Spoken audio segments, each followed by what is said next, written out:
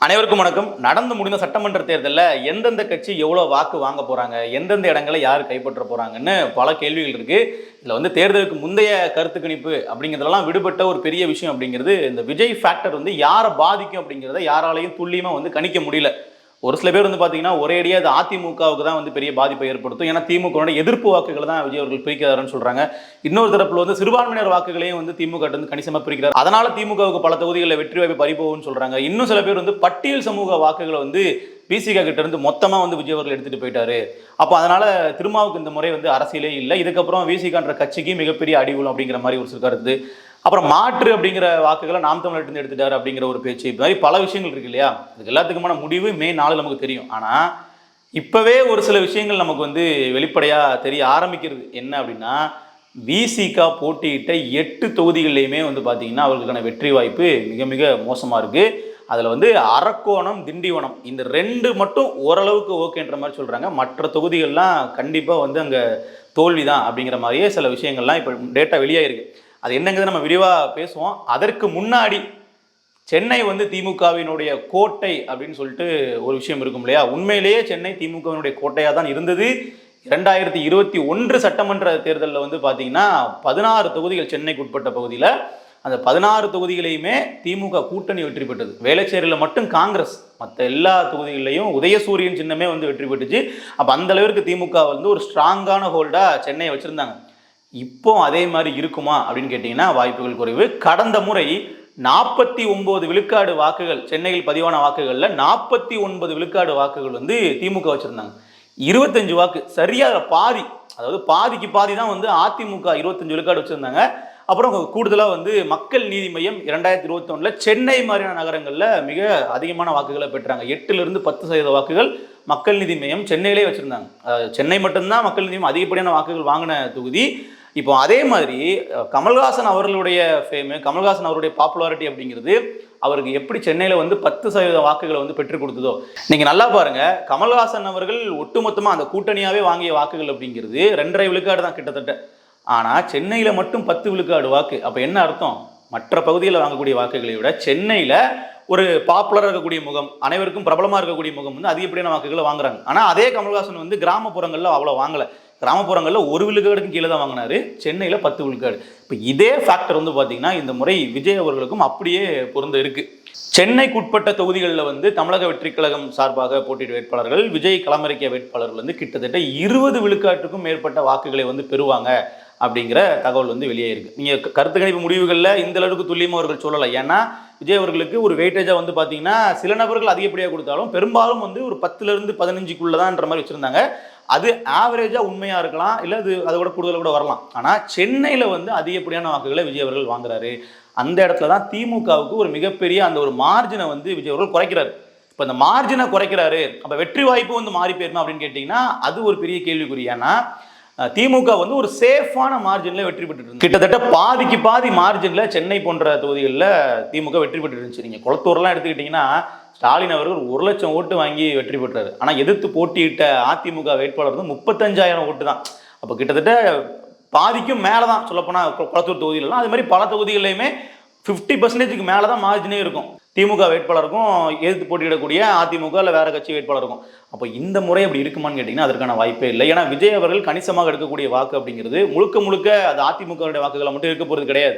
சென்னை போன்ற பகுதிகளில் பட்டியல் சமூக மக்களும் அதிகம், அண்ட் இந்த மாதிரி வந்து திரைப்பிரபலங்களுக்கு அதிகப்படியான வாய்ப்பு கொடுக்கக்கூடிய மக்களும் அதிகம். அப்படிங்கிறதுனால ஒரு கணிசமான வாக்கை வந்து விஜய் அவர்கள் எடுக்கிறாரு. இது திமுகவுக்கு மிகப்பெரிய சறுக்கலை ஏற்படுத்தும் இந்த தேர்தலில். நீங்கள் வந்து பார்த்தீங்கன்னா மார்ஜின் அடிப்படையில் வந்து திமுகவுக்கு பல தொகுதிகளில் ஒரு சின்ன எட்ஜு கிடைக்கலாம், இல்லை அவர்கள் கீழே கூட போகலாம் அப்படிங்கிற மாதிரி தான் இருக்கு.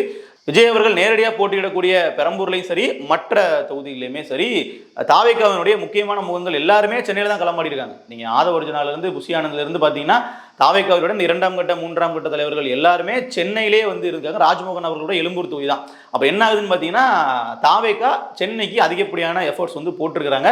அது திமுகவை சென்னையில் வீக்கெண்ட் பண்ணுது. ஸோ இந்த மாதிரி இருக்குது. அப்போ வந்து ரூரல் பகுதிகள் எப்படின்னு கேட்டிங்கன்னா அங்கே தாவேக்காவுக்கு பெரிய எட்ஜு கிடையாது. நீங்கள் இப்போ தேர்தலுக்கு பிந்தைய சில நிபுணர்கள் கருத்துக்கள்லாம் சொல்லுவாங்க இல்லையா, அதெல்லாம் நீங்கள் எடுத்து பார்த்தீங்க அப்படின்னா ரூரல்ல 10லிருந்து 15 வந்தாலே பெருசு அப்படிங்கிற அளவுக்கு தான் இருக்கு. இன்னும் டீப் சவுத்லாம் போனீங்க அப்படின்னா அங்க பல ஃபேக்டர்ஸ் இருக்கு. அங்க டிவிக்கு பெரிய ரோல் இருக்கிற மாதிரியே தெரியல.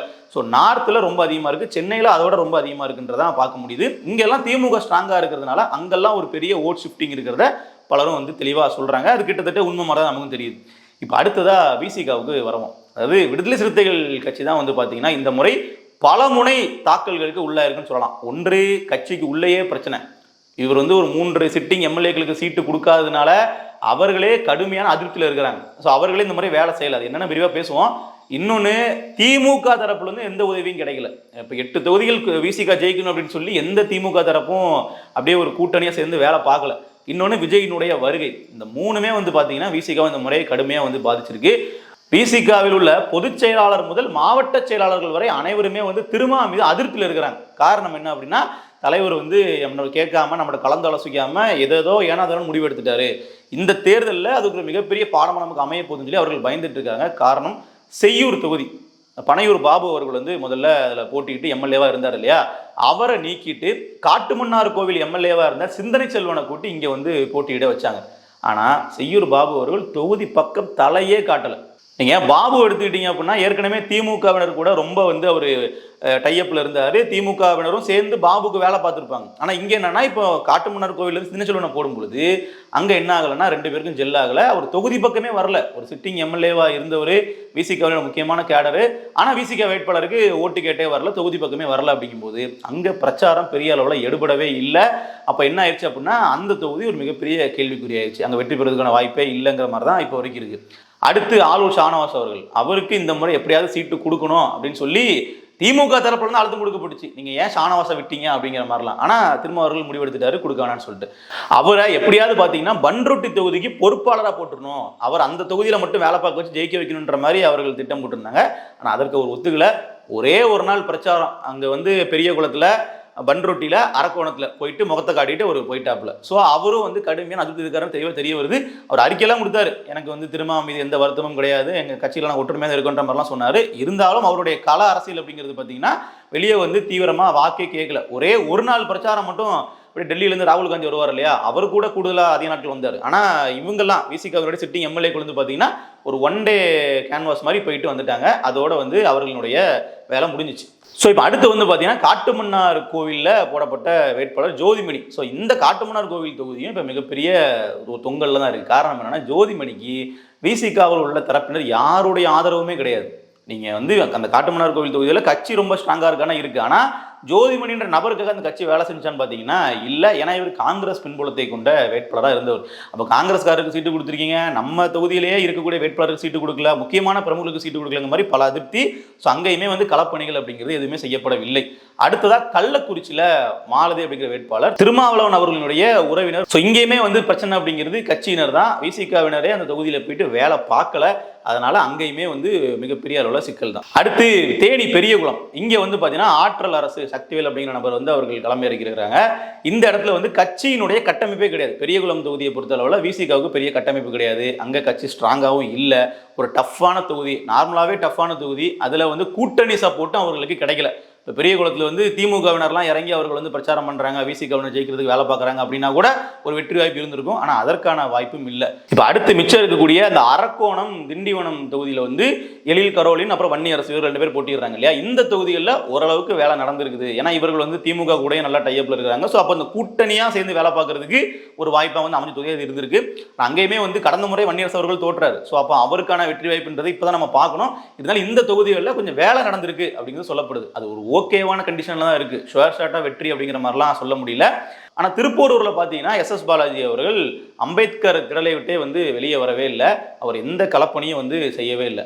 ஏற்கனவே விசிகாவோட சிட்டிங் எம்எல்ஏவா இருந்த எஸ் பாலாஜி அவர்கள் இப்போ விசிகா தலைமை திருமாவர்கள் புதிதாக அறிமுகப்படுத்திய பன்னீர்தாஸ் அவர்களுக்கு எந்த வேலையுமே செய்யல. கூட்டணியிலிருந்தும் சப்போர்ட் வரல, திமுகவினரும் இறங்கி வேலை பார்க்கல. காரணம் என்னன்னா, பன்னீர்தாஸ் அவர்கள் கட்சியினர்கிட்டயே வந்து பெரிய அளவில் தொடர்பு இல்லாமல் இருந்தவர். கட்சியினர்கிட்டயே பெரிய அளவில் கான்டாக்ட்லாம் கிடையாது. திடீர்னு அவரை கொண்டு நிப்பாட்டியிருக்காங்க, நாங்கள் இவருக்கு வேலை பார்க்கணும் அப்படிங்கிற கேள்விகள்லாம் எழுது. இதில் வந்து 3 கேண்டிடேட்ஸ் ரொம்பவே வீக்கானவங்க. ஒன்று வந்து மாலதி. அவர்கள் வந்து ஒரு குடும்ப பின்னணியிலிருந்து வந்திருக்காங்க அப்படிங்கிறதுனாலேயே கட்சியில் வேலை பார்க்க மாட்டாங்க இல்லையா. திருமா உறவினர் மாலதி அப்படின்றதுக்காக நிப்பாட்டுவாங்களா அப்படின்னு ஒரு கேள்வி. அப்புறம் வந்து பன்னீர்தாஸ் அவர்கள் கட்சியினர் கூடயே தொடர்பு இல்லாத இவர் எதுக்கு நீங்க போட்டீங்க அப்படின்றது ஒரு கேள்வி. அதே மாதிரி ஜோதிமணி விசிகாகிட்டே தொடர்பு இல்லாத காங்கிரஸ் பின்னணி உள்ளவர் எதுக்கு நீங்க போட்டீங்க அப்படின்னு ஒரு கேள்வி. இது எல்லாமே ஏன் இந்த கேள்வியை முன்வைக்கிறாங்கன்னா, இது ஒரு முக்கியமான தேர்தல், தொங்கு சட்டசபை அமையறதுக்கு கூட வாய்ப்பு உள்ள ஒரு தேர்தல். அப்ப இந்த மாதிரி ஒரு தேர்தலில் வேட்பாளர்களை எவ்வளவு சாதுரியமா போட்டு நாம வாக்குகளை வாங்கியிருக்கணும். இந்த முக்கியமான தேர்தலில் வெற்றி பெற்றா மட்டும்தான் நம்ம அடுத்த கட்டத்துக்கு வந்து போயிருக்க முடியும். கட்சியவே நம்ம அடுத்த கட்ட நகர்த்தி இருக்கலாம். ஆனால் இந்த 8ல் அதிகப்படியான வெற்றி காட்ட வேண்டிய தேர்தலில் இப்படி வேட்பாளர் தேர்வு சொதப்பிட்டாரே திரும்ப அப்படிங்கிற மாதிரி கட்சியினருக்குள்ளேயே ஒரு பெரிய புகைச்சல் இருக்கு. ஏற்கனவே சிட்டிங் எம்எல்ஏக்களாக இருந்த பனையூர் பாபு, எஸ் பாலாஜி, ஆலூர் ஷானவாஸ்லாம் வந்து பார்த்தீங்கன்னா இதுக்கப்புறம் கட்சியில் பயணிப்பாங்களா அப்படிங்கிறதே கேள்விக்குறியா இருக்கு. இதுக்கப்புறம் எப்படி நம்ம திருமாவை தலைமையேற்று பயணிக்கிறது, இவருக்கு முடிவுகள் தவறா இருக்கு அப்படிங்கிற மாதிரி பல விஷயங்கள் இருக்கு.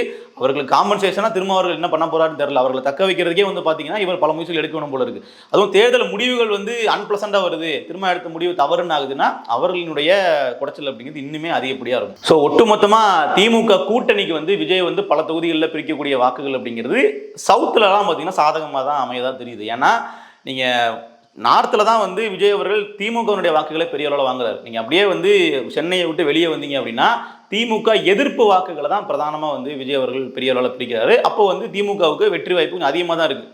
இது எந்த அளவுக்கு இருக்குன்னா, தமிழக வெற்றி கழகம் வந்து சீட்டுகளாக ஜெயிக்காத வரைக்கும் அது வந்து திமுகவுக்கு மிகப்பெரிய அளவில் சாதகமாக இருக்கும்.